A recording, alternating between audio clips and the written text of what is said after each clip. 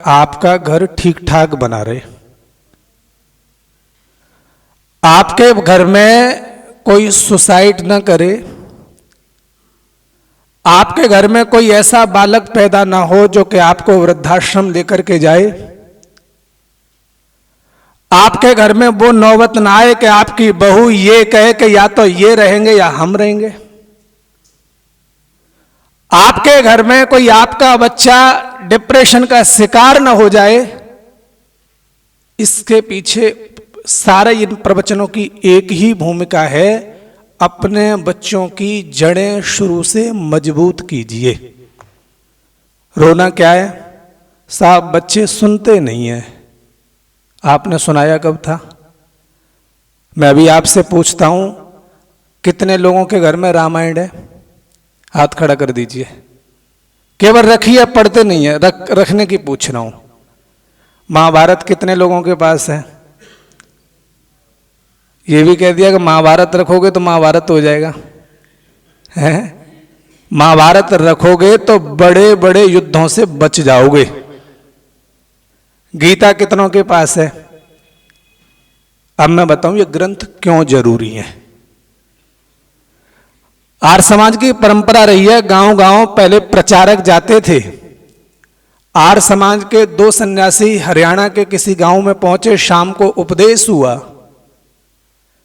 सुबह वो गांव के बाहर घूमने जा रहे थे, आगे दो किसान एक अपने कंधे पर हल रखे हुए और एक किसान बैलों को आगे लेकर के जा रहा है,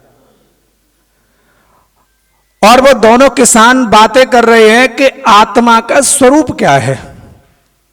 अब ये आर्य समाज के दो सन्यासी पीछे पीछे जा रहे हैं, किसानों को नहीं पता पीछे कौन आ रहा है।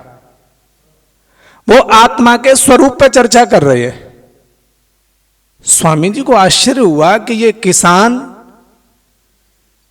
और देखने से पढ़े लिखे भी नहीं लग रहे हैं। स्वामी जी ने थोड़ा अपनी रफ्तार बढ़ा करके उनसे पूछा कि ये इतनी गूढ़ चर्चा आपको कहां से मिली?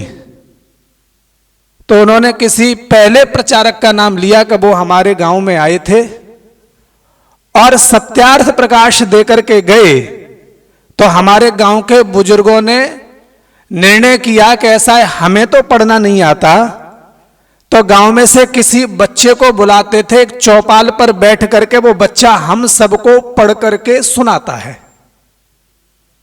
जरूरी नहीं आपको पढ़ना आता या नहीं आता है। आप अपने घर में जहां बैठक है, सब लोग ड्राइंग रूम में बैठते हैं, वहां पुस्तकें रखिए, अपने पोता पोती जो भी बच्चे हैं उनको बुलाओ और 10 मिनट ये कहो, बेटे इससे मेरी आंखें काम नहीं करती, चश्मा पहनना पड़ेगा, कुछ भी कह दीजिए। क्या कहो? ये पढ़ करके सुनाओ। अब वो आपको एक पेज एक श्लोक संस्कृत नहीं पढ़ पाता, हिंदी पढ़ो। अब इससे क्या होगा, वो बच्चा आपके पास बैठेगा भी, शास्त्र भी पढ़ेगा और आपको भी सुनने को मिल जाएगा। छोटा सा आपके घर में सत्संग हो गया 10 मिनट का। और ऐसा नहीं करोगे तो क्या होगा? अगर आप कोई भी ग्रंथ घर में नहीं रख सकते तो ये सत्यार्थ प्रकाश जरूर रखना। एक व्यक्ति दक्षिण अफ्रीका में गया, इंजीनियर था और वहां किन्हीं मुसलमानों के संपर्क में आ गया और उसका माइंड वॉश इतना कर लिया कि उसने विचार बना लिया कि अब मुझे धर्म छोड़ना है और इस्लाम में जाना है। लेकिन उसके मन में एक विचार आया कि मुझे धर्म बदलने से पहले एक बार भारत जाकर के, उसके घरवाले बंगलौर में रहते थे, वो दक्षिण अफ्रीका से बेंगलुरु आया और अपने पिताजी से कहने लगा कि पिताजी मैं आपसे मिलने आया हूं और मेरी मुलाकात हिंदू धर्म में, ये आपसे अंतिम मुलाकात है। पिताजी अब आप सोचो, आपका बच्चा आकर के कहे कि मैं इस्लाम धर्म अपना रहा हूं, आप पर क्या स्थिति होगी? पिताजी बहुत भावुक हुए, समझाया लेकिन कुछ समझ में नहीं आया। पता नहीं उन्हें कहीं से सत्यार्थ प्रकाश के बारे में थोड़ा बहुत सुन रखा था। सत्यार्थ प्रकाश मंगवाया और कहा बेटा तू इस्लाम धर्म अपना लेना, लेकिन तू ऐसा करना कि सत्यार्थ प्रकाश को जरूर पढ़ना। उसे दक्षिण अफ्रीका जाना था, फ्लाइट से जाना था, कहीं 40 घंटे का कहीं घूम करके पहुंचना था, 40 घंटे समय लगना था। वो गया, उसने सत्यार्थ प्रकाश को फ्लाइट में कुछ पेज पढ़ लिए। अब वो पहुंचा, उसे रुचि हुई, जो उसका धर्म बदलवाना चाहते थे। एक देखो विचार कितना जीवन बदलता है।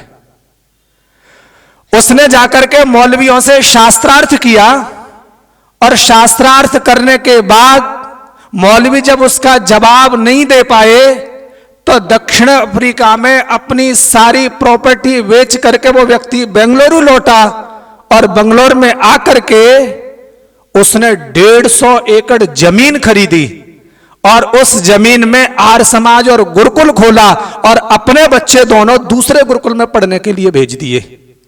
और उनका आज बेटा अभी महासम्मेलन में आया। एक पुस्तक ने एक व्यक्ति के, एक परिवार को पतित होने से बचा लिया। यह सत्संग का प्रभाव है। और हमारी दुर्दशा क्या है? पहलगांव में हमला हुआ, आतंकवादी आया और उसने कहा कैसा है, कुरान की आयतें पढ़ करके सुनाओ। अरे तूने तो आयतें पूछ ली, तू इनसे मंत्र भी पूछला, श्लोक भी पूछता तो ये श्लोक भी नहीं सुना पाते। तेरी कुरान की आयतों की तो बहुत बड़ी बात हो गई। हम किस कदर पतन को प्राप्त हो चुके हैं।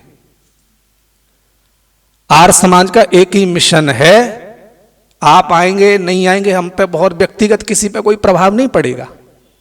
हम सबका, ऋषि दयानंद का एक ही लक्ष्य है, आपका घर बच जाए, आपका परिवार बच जाए। लोग कहते साहब बुजुर्ग हो गए, अब क्या करेंगे पढ़ करके। इस समाज में मैं तनेजा जी से बहुत प्रभावित हूं। इतनी उम्र के बाद भी उनकी वेद मंत्र जानने की जिज्ञासा रहती है। अरे तुम तो कह रहे हो हम बुजुर्ग हैं, हम क्या करेंगे। जब राम प्रसाद बिस्मिल को जिस दिन फांसी होनी थी, वो व्यक्ति हवन कर रहा है, दंड बैठक लगा रहा है, स्वाध्याय कर रहा है। जेलर ने आकर के पूछा कि तुझे तो शाम को फांसी होनी है। जवाब क्या था? कर्म फल का सूत्र बताया कि फांसी होगी जब शरीर छोड़ करके परमात्मा के पास पहुंचूंगा, बलवान होकर के जाऊंगा तो परमात्मा मुझे बलवान बनाएगा, विद्वान होकर के, ज्ञानवान होकर के जाऊंगा तो परमात्मा ज्ञानवान बनाएगा। सामवेद का 706वां मंत्र कहता है, अंतिम समय में जैसे जीवन की गति होती है वैसे ही अगले जन्म की गति बन जाती है। उसने कहा मैं दंड बैठक बना रहा हूं, मैं दंड बैठक से शरीर मजबूत कर रहा हूं, परमात्मा मुझे बलवान बनाएगा। स्वाध्याय कर रहा हूं, मेरी आत्मा को बल मिलेगा, ईश्वर मुझे विद्वान बनाएगा। लौट करके तो फिर आना है, सूक्ष्म संस्कार साथ चलेंगे। ये महापुरुषों की कथाएं कहती हैं, उनका जीवन चरित्र कहता है, किसी भी क्षण तुम अपने आप को कमजोर मत समझना। इसलिए एक ही लक्ष्य है, मेरे कहने से आप मान लीजिए इसको घर में रख लीजिए, शायद कोई कभी ऐसा अवसर आए और आपके परिवार से कोई पढ़ करके अपने जीवन को बचा सके। इसलिए हमेशा प्रयत्नशील रहना चाहिए। कभी भी मन में नकारात्मक विचार नहीं आए, हमेशा पॉजिटिव रहें, अपने बच्चों को अवसर दें, घर में वातावरण बनाएं। निश्चित रूप से हमारे परिवार सुरक्षित होंगे, हम सब सनातन की परंपरा का निर्वहन करेंगे और जिस उद्देश्य के साथ महापुरुषों ने समाज के लिए अपने बलिदान दिए, हम उनके प्रति कृतज्ञ होकर के हम उनके ऋण को चुकाने में समर्थ होंगे। इसलिए आर्य समाज का मिशन है, आप सब एक सशक्त नागरिक बने,